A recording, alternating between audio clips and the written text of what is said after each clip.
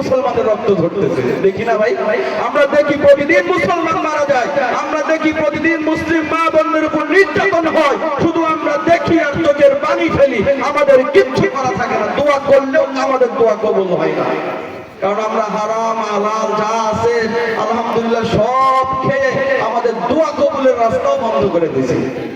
এই জন্য আপনাদেরকে উদাত্ত মেসেজ দিয়ে যায় কোরআনের আয়াত থেকে যে আমার সম্পর্ক হবে কার সাথে?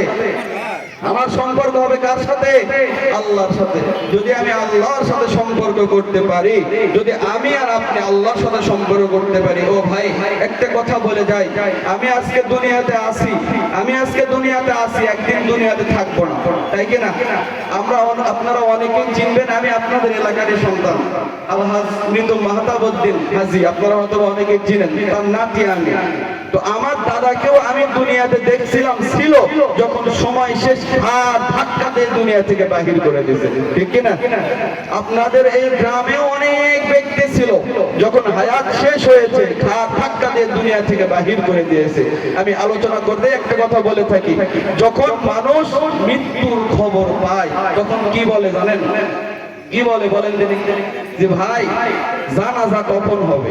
তার মানে কি? মারা গেছে, ওকে তাড়াতাড়ি দুনিয়া থেকে বাহির করে দাও, এটাই না? আজকে আমি এখানে আছি, যদি আমিও মারা যাই, আমার আত্মীয় স্বজন এই কথাই বলবে, আত্মীয় স্বজন এই কথাই বলবে যে জানাজা কখন, তাড়াতাড়ি দাফন করে দাও।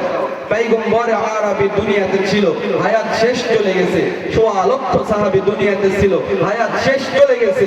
আরো যতগুলো নবী পয়গম্বর থেকে শুরু করে সাহাবী আজমাইন যা ছিল সবাই চলে গেছে। আমাদের গ্রামে তো অনেক মুরব্বী ছিল, অনেকেই বসে আছে, তাদের আব্বা আম্মাও ছিল, চলে গেছে, তারাও থাকতে পারছে? তারাও থাকতে পারে না।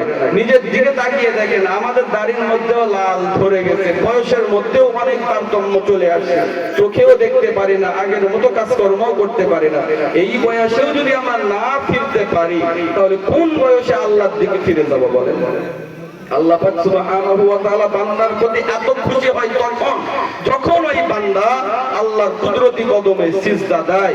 আল্লাহর কুদরতি কদমে সিজদা দিলে ওই বান্দা দেখতেছে না দুনিয়ার জমিনে যে কোথায় সিজদা করলো, এই ভাঙ্গাচোরা মসজিদে সিজদা দিয়েছে, কিন্তু আল্লাহ বলে ওর এক সিজদার কারণে, ওর তো গুনাহ মাফ করছি, ওই এক সিজদার কারণে আমি আল্লাহ ওকে জান্নাতের মেহমান হিসেবে কবুল করেছি। তাহলে সিজদা দেওয়ার দরকার আছে না নাই? খারাপ লাগতেছে? তাহলে আমরা জান্নাতে যাব এরকম নিয়ত মন মানসিকতা আছে তো আমাদের? আছে না? আছে তো?